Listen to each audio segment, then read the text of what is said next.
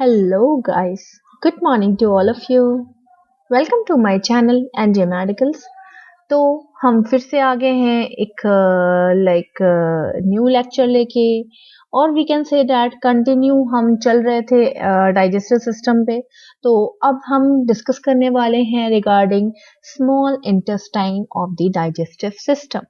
Okay, तो इससे पहले हम ऑलरेडी डिस्कस कर चुके हैं regarding what is digestive system, what are the parts of the digestive system, mechanical and chemical digestion process, कौन कौन से पार्ट्स हैं, accessory organs for the digestive system, main organs for the digestive system. So अभी हम देखने वाले हैं what are the involvements of small intestine in digestive system. तो जैसा कि हम सब जानते हैं कि स्मॉल इंटेस्टाइन हमारे लार्ज इंटेस्टाइन के बीच में होती है एंड जस्ट बिलो होती है एब्डोमेन यानी स्टमक के, और स्टमक का जो एंड पॉइंट होता है वहीं से हमारी स्मॉल इंटेस्टाइन स्टार्ट हो जाती है। तो हमारी स्मॉल इंटेस्टाइन स्टार्ट होती है, फर्स्ट पार्ट जो होता है वो हमारा ड्यूडेनम होता है स्मॉल इंटेस्टाइन का, राइट।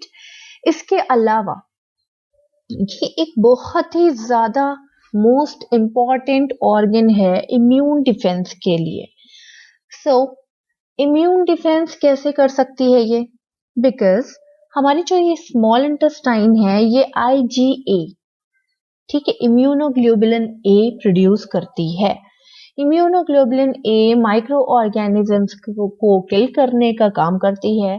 इसके अलावा it is also a part of the immune system, right. ठीक है, तो हमारी जो स्मॉल इंटेस्टाइन है जब वो इम्यून सिस्टम का कुछ प्रोडक्ट सिक्रीट करेगी तो ऑब्वियसली वो हमारे आने वाले माइक्रो ऑर्गेनिजम्स का जो कि फूड के साथ बच के चले आ गए उनको मारने का काम करेंगे। ओके, सो ये बहुत ज्यादा लेंदी होती है, बहुत लंबी होती है। ये कर्व्ड या क्वाइल्ड में अंदर पड़ी रहती है, सिचुएटेड रहती है। अगर हम इसको निकाल के खींचे तो ये इसकी लेंथ काफी ज्यादा हो जाएगी और इसके पास डिफरेंट टाइप ऑफ विलाइज होते हैं जो इसके सरफेस को इंक्रीज करते हैं। चलो विलाइज हम आगे डिस्कस करेंगे। तो ये एक तरह का लॉन्ग सेक्शन है, ठीक है, एलिमेंट्री कैनाल यानी डाइजेस्टिव सिस्टम का एक लॉन्ग सेक्शन है, एक मेजर ऑर्गन है क्योंकि ये बहुत ज्यादा एरिया भी कवर करती है। देखा जाए तो हाफ ऑफ द बॉडी में आपका एब्डोमेन, आपका लीवर, आपका गॉल ब्लैडर, आपका पैनक्रियास सब सिचुएटेड होते हैं एंड हाफ में ये पूरी एब्डोमिनल, हाफ एब्डोमिनल कैविटी को ये अकेले कवर कर लेती है विद लार्ज इंटेस्टाइन टू। तो जैसा मैंने आपको बताया कि इसको अगर हम पकड़ के खींचे, लंबा करें तो इसकी लेंथ बहुत ज्यादा होगी। कितनी होगी? That is 6 metre, right. इसके अलावा इसकी जो वेड्थ है, चौड़ाई है, that is 2.5 centimetre after measurement. So जब वो इतनी लंबी और चौड़ी है तो ऑब्वियसली ये most of the abdominal cavity को, एब्डोमेन को कवर करके रखेगी। नेक्स्ट देख लेते हैं वॉल्स ऑफ द आपकी स्मॉल इंटेस्टाइन। ठीक है, स्मॉल इंटेस्टाइन की जो वॉल्स हैं उनका मेन फंक्शन क्या है और ये कितनी होती है? तो यहाँ पे देख लो, सबसे बाहर वाली जो लेयर है वो है सीरोसा लेयर। ठीक है, सीरोसा जो होती है वो हेल्प करती है सीरस फ्लूइड को निकालने के लिए। सीरस फ्लूइड को ये कह सकते हैं कि आउटर मोस्ट लेयर होती है और ये सीरस फ्लूइड को निकालती है। वो फ्लूइड आपके पूरे इंटेस्टाइन को ल्यूब्रिकेट यानी कि थोड़ा सा चिकना करके रखता है और आपके हर मूवमेंट में हेल्प करता है। ठीक है, मान लीजिए अगर यहाँ पे मैं ऑयल, जैसे कि वो ऑयली होता है थोड़ा सा, जैसे कि चिपचिपा होता है, ल्यूब्रिकेट होता है, ठीक है, अगर वो ऐसा ना हो तो आपकी ये जो इंटेस्टाइन का जो फंक्शन है, ये जो इंटेस्टाइन है एक दूसरे से चिपक जाएंगी, है ना। तो वो फ्लूइड क्या करता है, इन दोनों को एक दूसरे से पेस्ट नहीं होने देता है, अंदर की लेयर्स को एक दूसरे से, अंदर की जो कह सकते हैं कि म्यूकोसा है उसको पेस्ट होने नहीं देता है। समझ गए? नेक्स्ट है आपका मस्कुलरिस लेयर। ठीक है, जो मस्कुलर कोट होता है वो मसल्स से मिलके बना होता है।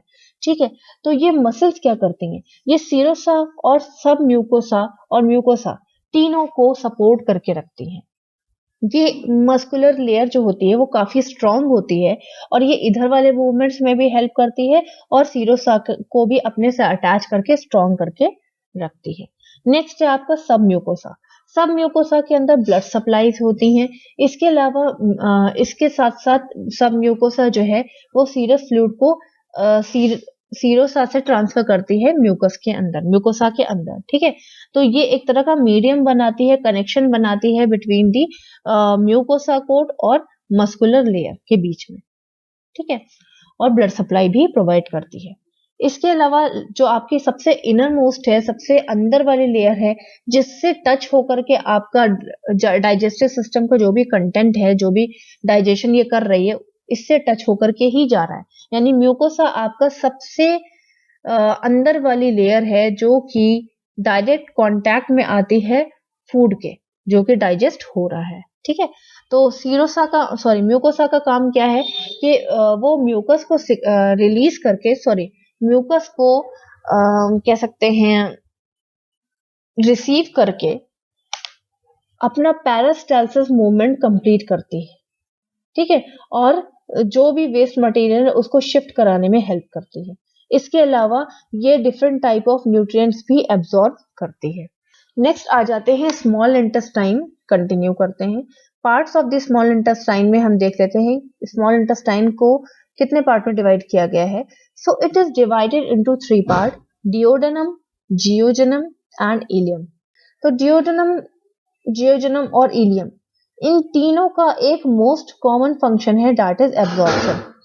जितनी भी चीजें होती हैं जो कि एब्जॉर्ब होने के लायक हैं, जो कि ब्लड सप्लाई को देने के लायक हैं, वो ये तीनों मिल के अपना काम डिवाइड करते हैं और तीनों लोग कॉमन फंक्शन करते हैं, दैट इज एब्जॉर्प्शन।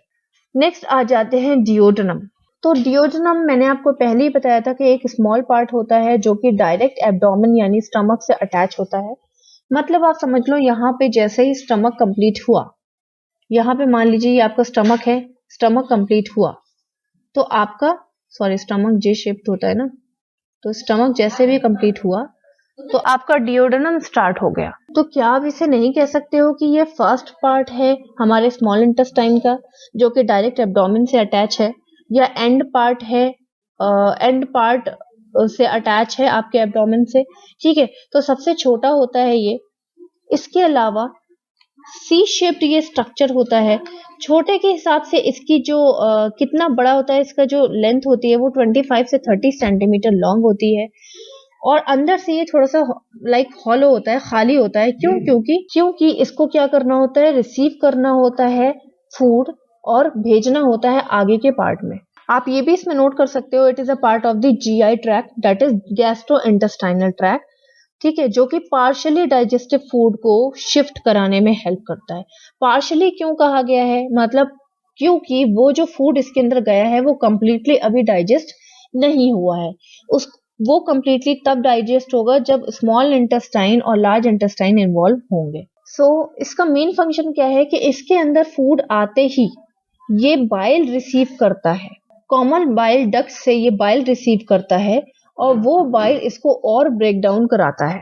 इसके अलावा इससे अटैच ये जो पैनक्रियाज होता है, पैनक्रियाज, ठीक है, लीफ लाइक स्ट्रक्चर ये जो होता है, ये पैनक्रियाटिक जूस भी इसमें ट्रांसफर करता है डिओडेनम में, और वो पैनक्रियाटिक जूस भी हमारे इस फूड को जो कि पार्शियली डाइजेस्टेड था उसको और ब्रेक डाउन कराने में हेल्प करता है। तो डिओडेनम सारे केमिकल लेता है और केमिकल डाइजेशन में हेल्प करता है। लाइक दो तरह के हमारे प्रोसेस थे डाइजेशन के, एक मैकेनिकल और दूसरा केमिकल। तो डिओडेनम में केमिकल डाइजेशन कंप्लीटली होना स्टार्ट हो जाता है। ये देखिए केमिकल डाइजेशन ये कैरी करता है। तो जो डाइजेस्ट हो रहा है उसको हमने काइम बोल दिया था, आपको याद होगा मैंने पिछले वाली वीडियो में भी बताया था आपको कि एब्डोमेन में जैसे ही डाइजेशन कंप्लीट होता है और वो डिओडेनम में भेजता है तो हम उसको बोलस से काइम बोल देते हैं। तो मैंने आपको बता दिया कि पैनक्रियाज से डिफरेंट टाइप ऑफ सिक्रीशंस आते हैं, गॉल ब्लैडर से आते हैं, लीवर से आते हैं, जो कि काइम को और डाइजेस्ट करने में हेल्प करते हैं, जिसको हम केमिकल डाइजेशन बोल देते हैं। ये मैंने आपको बता दिया। कौन सा एंजाइम, ये भी मैंने आपको बता दिया कि बाइल आता है, पैनक्रियाटिक जूस आते हैं और अदर एंजाइम्स आते हैं जो कि हेल्प कराते हैं break down of the food में। तो ये सामने एब्डोमेन के सामने ये अगर देखा जाए तो होता है, तो इंफीरियर ऑफ द स्टमक ये पार्ट ड्यूडेनम प्रेजेंट होता है। नेक्स्ट आ जाते हैं जियोजेनम, जो कि जस्ट ड्यूडेनम के बाद आपको मिलेगा। जहां पे आपका जियोजेनम खत्म होगा वहीं से आपका जियोजेनम स्टार्ट हो जाएगा। तो यहाँ पे देख लो, ये पूरा जियोजेनम है, इतना पार्ट आपका जियोजेनम है। ठीक है, तो जियोजेनम मेन पार्ट होता है जो कि कह सकते हैं कि स्मॉल इंटेस्टाइन का मेन पार्ट होता है, जो कि ड्यूडेनम और इलियम दोनों को, यानी कि लास्ट पार्ट और स्टार्टिंग के इंटेस्टाइन के पार्ट को भी कनेक्ट करके रखता है।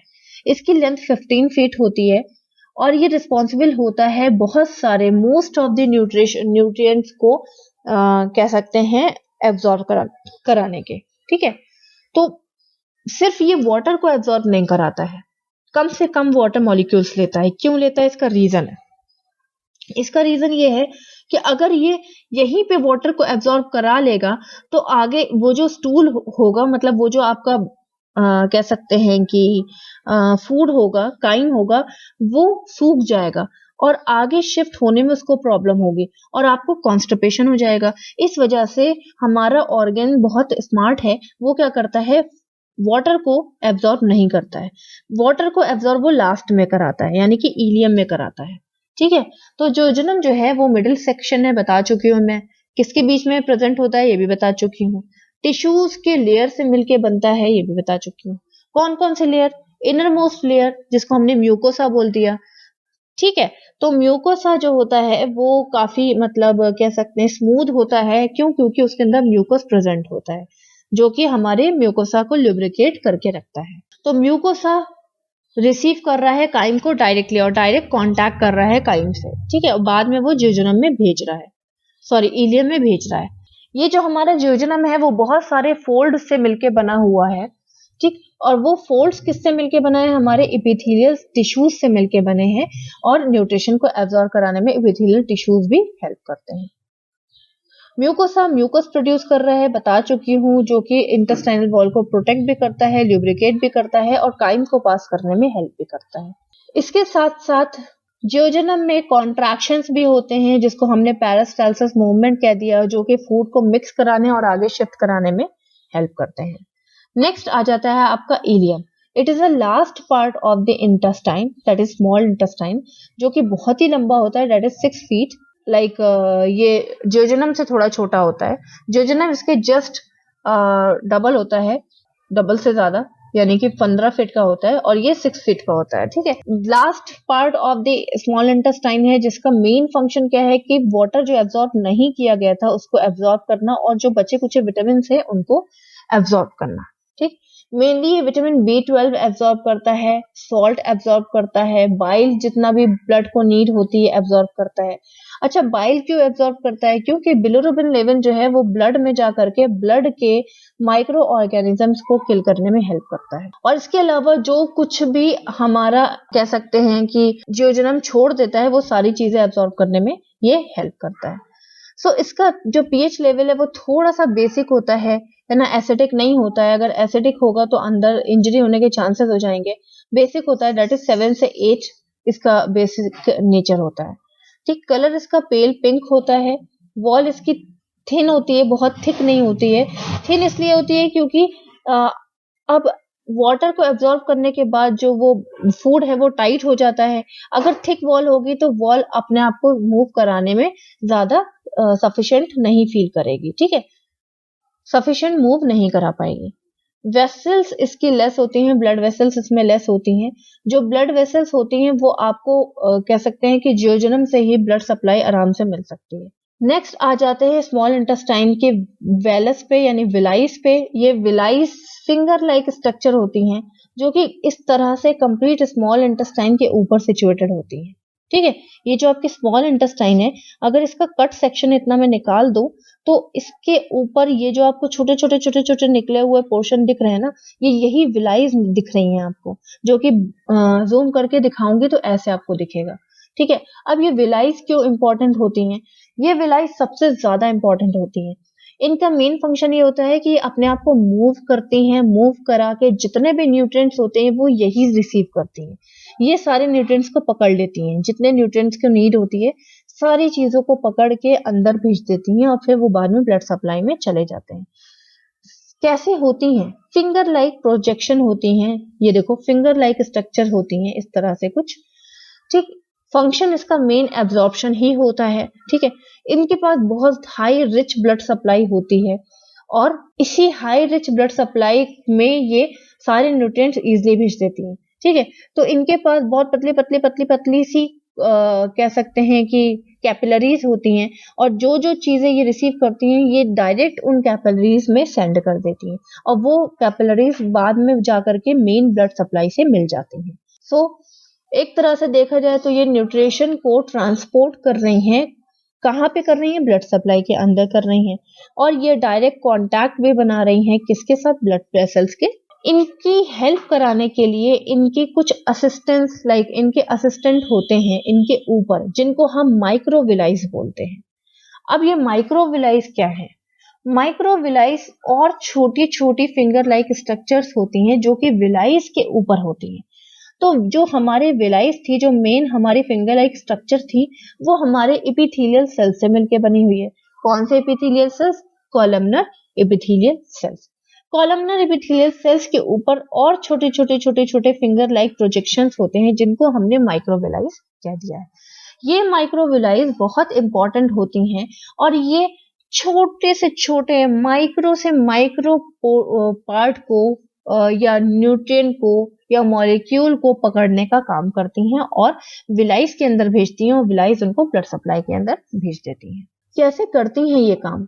ये अपने आप को मूव करा के करती है। मान लो जो मॉलिक्यूल है वो इधर आ गया, ठीक है, इधर आ गया, तो इस विलाई ने अपने आप को इधर मूव कराया और उस मॉलिक्यूल को कैच कर लिया। इस तरह से ये अपने आप को मूव कराती है।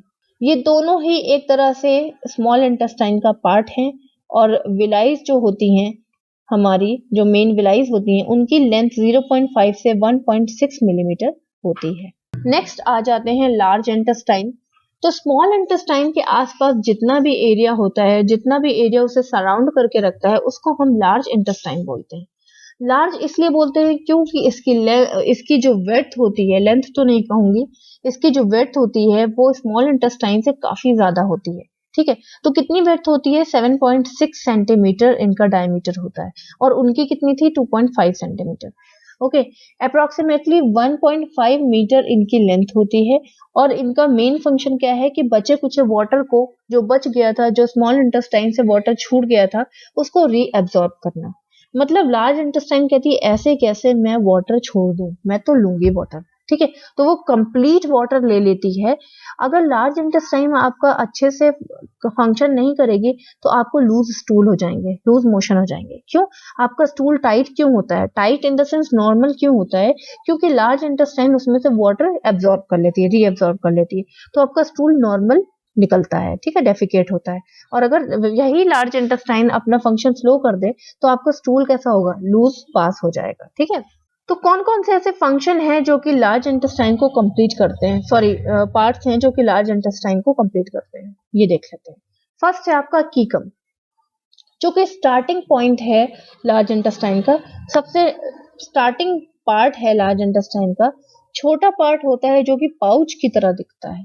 तो इसका फंक्शन क्या है कि यहीं से वाटर का एब्जॉर्प्शन होना या सॉल्ट का एब्जॉर्प्शन होना स्टार्ट हो जाता है। यही जैसे ही इसके अंदर आता है वो प्रोडक्ट, फूड का जो प्रोडक्ट जो कि हमारा काइम था, वो यहीं से अपने आप के वाटर को लूज करने लगता है और ये कीकम जो है यहीं से एब्जॉर्ब करना स्टार्ट कर देता है।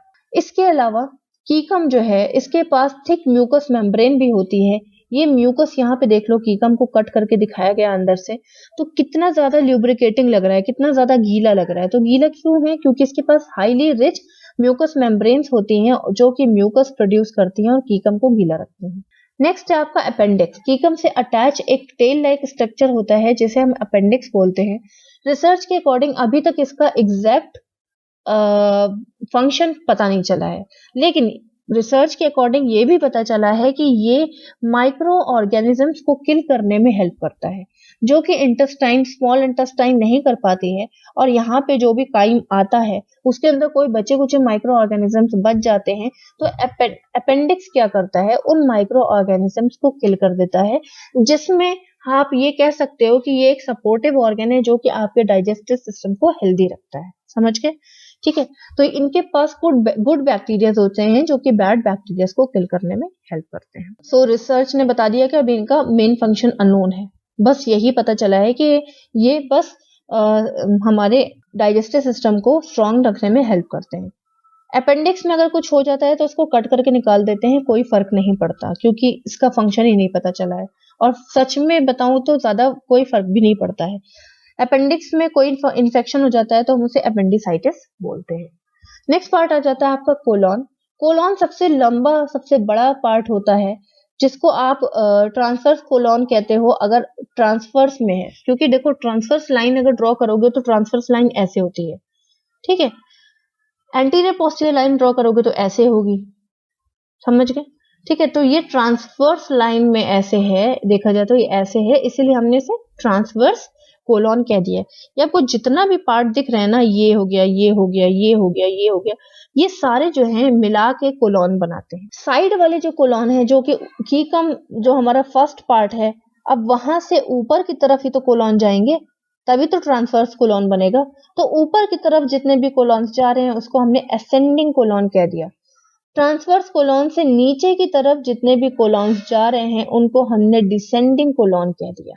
ठीक है, तो इसका मतलब क्या हुआ? इसका मतलब ये हुआ कि जो काइम आएगा, जो फूड आएगा, वो यहाँ से शिफ्ट होगा, यहाँ से शिफ्ट होगा, ऊपर की तरफ जाएगा, इसलिए असेंडिंग कोलॉन में जाएगा, फिर ट्रांसवर्स की तरफ जाएगा, इसलिए ट्रांसवर्स कोलॉन में जाएगा, और फिर इसके बाद नीचे की तरफ जाएगा, इसलिए इसको डिसेंडिंग कोलॉन बोल दिया है, और इसके थ्रू रेक्टम से और एनस से ये बाहर काइम निकल जाएगा।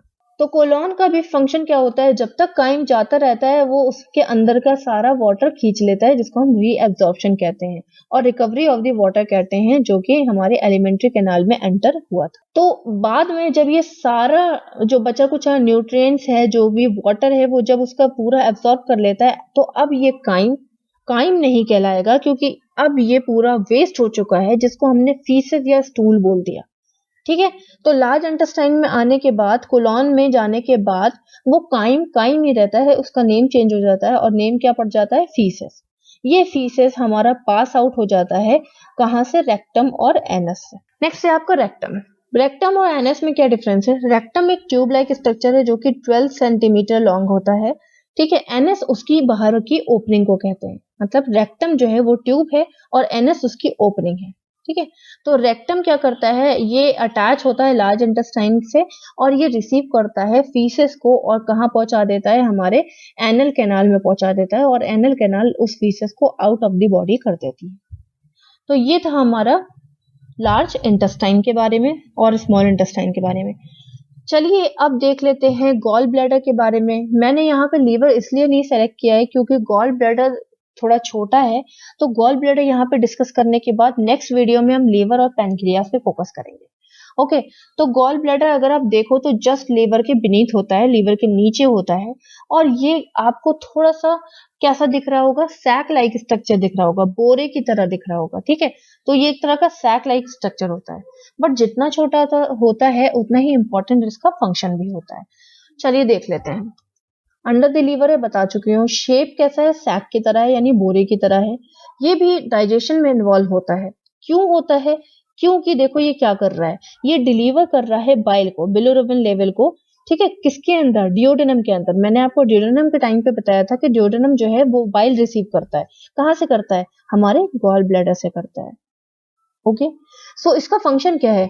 ये हिपैटिक बाइल को स्टोर करके रखता है। हिपैटिक मतलब लीवर। लीवर जितना भी बाइल सिक्रीट करता है, गॉल ब्लैडर उसको अपने पास स्टोर कर लेता है, और जितना जरूरत होती है उतना ही खर्च करता है। जैसे कि हम लोग मनी खर्च करते हैं, जितनी जरूरत होती है उतना हमने यूसेज कर लिया, बाकी हमने बैंक में डाल दिया। उसी तरह से गॉल ब्लैडर एक तरह का बैंक है, लीवर का बैंक है, और वो लीवर के जितना भी बाइल है उसको स्टोर करके रखता है, और डिओडेनम में उतना ही भेजता है जितनी नीड होती है। ज्यादा बाइल भेजने की वजह से क्या हो जाएगा, बिलिरुबिन लेवल इंक्रीज हो जाएगा ब्लड में। क्यों? क्योंकि ज्यादा बाइल जाएगा तो ज्यादा एब्जॉर्ब हो जाएगा इंटेस्टाइन के थ्रू, और ज्यादा इंटेस्टाइन एब्जॉर्ब कर लेगी मान लो, तो बिलिरुबिन लेवल ब्लड में ज्यादा पहुंच जाएगा और हमें जॉइंटिस हो जाएगा। ठीक है, तो कितना इंपॉर्टेंट फंक्शन इसने किया ना, हमें जॉइंटिस होने से बचा लिया। तो ये एक तरह से डाइजेशन में इन्वॉल्व होता है। अदर नेम भी है इसका, कॉलिसिस्ट। सिस्ट मीन्स होता है छोटा सा गांठ, तो ये छोटा सा होता है एकदम गांठ की तरह, इसलिए इसको कॉलिसिस्ट बोल दिया है। 7 से 10 सेंटीमीटर लॉन्ग होता है। ठीक है, इसके अंदर कितनी वॉल्यूम होती है, जगह कितनी होती है, 30 से 50 ml इसके अंदर जगह होती है स्टोर करने की बाइल को।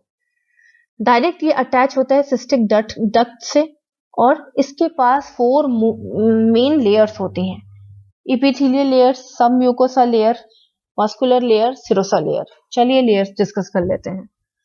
तो ये जो इनर लेयर होती है, सबसे अंदर वाली, यहाँ पे देख लो, ये सबसे अंदर वाली आपको दिख रही है, जहां पे डायरेक्ट कांटेक्ट होता है बाइल का और एपिथेलियल लेयर का। ठीक है, तो सबसे इनर मोस्ट लेयर होती है। उसके बाद आपके आ जाती है सब म्यूकोसा लेयर। ये वाली जो आपको लाइट कलर की लेयर दिख रही है, ये सब म्यूकोसा लेयर है, जो कि एपिथेलियल लेयर को शेप प्रोवाइड कर रही है और अटैचमेंट कर रही है इसके पहले वाली यानी मस्कुलर लेयर से। तो सब म्यूकोसा लेयर हेल्प करती है एपिथेलियल लेयर को पेरिस्टाल्सिस मूवमेंट कराने में। ठीक है, मतलब मूवमेंट कराने में हेल्प करती है। इसमें पेरिस्टाल्सिस नहीं होता है, सॉरी। तो जितना भी अंदर मूवमेंट होता है, ठीक है, क्योंकि कह सकते हैं कि ये लूज होती है, स्ट्रेचेबल होती है, तो ये स्ट्रेच होके पीछे ही तो जाएगी ना। तो एक तरह से देखा जाए तो आपके सब म्यूकोसा लेयर उसको सपोर्ट करती है। इसके पीछे आती है मस्कुलर लेयर, जो कि एक स्ट्रॉन्ग लेयर होती है, स्मूथ मसल से मिलके बनती है।